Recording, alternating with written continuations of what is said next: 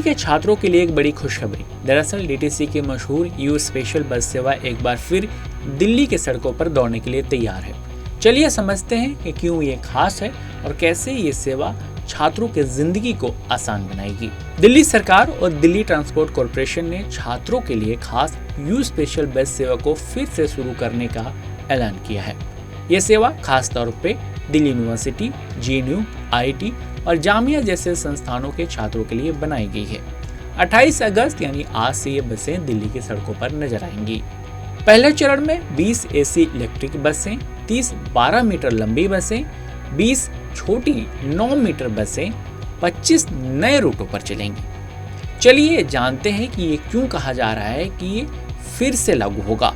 दरअसल you special बस सेवा कोई नई बात नहीं।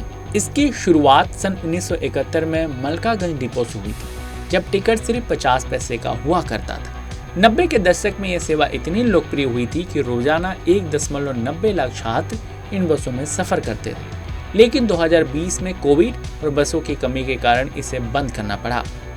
अब आधुनिक सुविधाओं के साथ ये सेवा वापस लौट रही है, जिससे छात्रों का सफर और आसान होगा।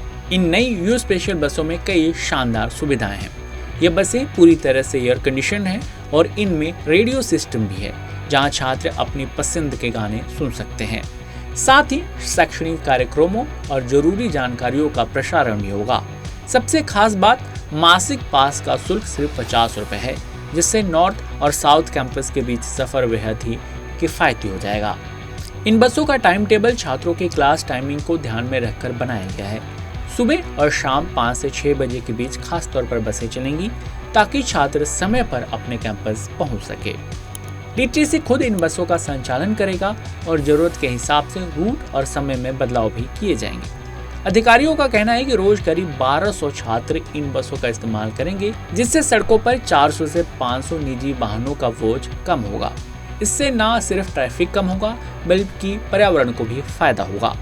दिल्ली यूनिवर्सिटी में हाल ही में मुख्यमंत्री रेखा गुप्ता ने इस सेवा को फिर से शुरू करने की घोषणा की थी।